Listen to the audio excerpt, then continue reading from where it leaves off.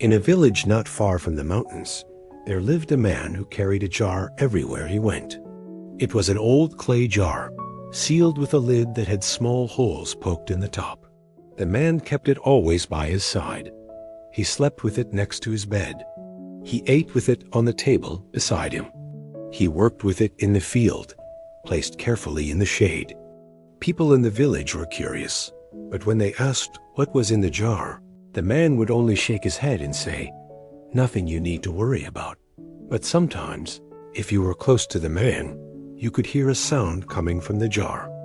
A faint, dry rustling, a skittering, and occasionally a sharp, pained gasp from the man himself, followed by a grimace. The villagers whispered among themselves. What could be inside? Treasure? Some strange pet?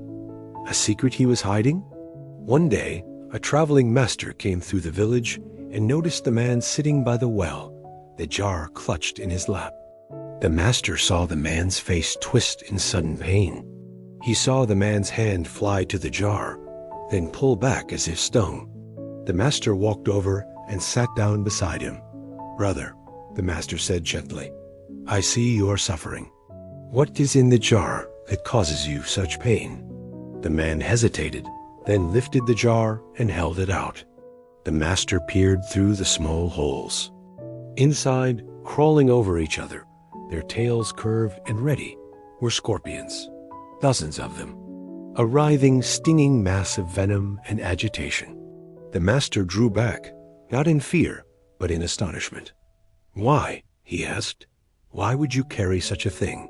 They are stinging you. I can see the pain on your face. They are poisoning you, moment by moment. Why do you keep them?" The man looked at the jar, then back at the master. His eyes were tired, resigned. "I have had these scorpions since I was a child," he said, as if that explained everything. "They have always been with me. I don't know how to live without them. They are mine." The master was silent for a long moment. He looked at the jar, at the scorpions, at the man's worn and suffering face. Then he asked a question so simple, so obvious, that it seemed to hang in the air like a bell that had just been struck. "If they are causing you nothing but pain," the master said softly, "why don't you just put the jar down?" The man stared at him. His mouth opened, but no words came. He looked at the jar in his hands. The question had never occurred to him. It had never occurred to him that he had a choice. The scorpions had been his companions for so long, the pain had become his normal. He had forgotten what it felt like not to be stung. The jar was familiar. The jar was his story. The thought of setting it down, of being without it, was terrifying. What would he be without his jar of scorpions? Who would he be? He looked at the master, and for the first time, tears began to form in his eyes. Not tears of sadness, but tears of a dawning, frightening, liberating realization. The only thing keeping the scorpions in his life was his own grip. The lid was his. The jar was his. The choice was his. We all have our jars. We carry them everywhere. In one jar, we keep an old betrayal from childhood, and we let it sting us every time we try to trust someone new. In another jar, we keep a failure from our 20s, and we let it sting us every time we consider taking a risk. In another, we keep the words someone said to us years ago, words we replay until they have stung us 1,000 times more than the original speaker ever intended. We don't keep these scorpions because they are useful. We don't keep them because they make us happy.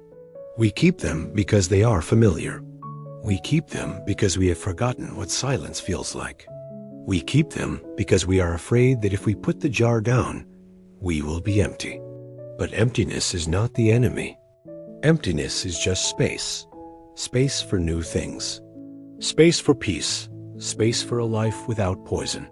The man sat by the well for a long time after the master left.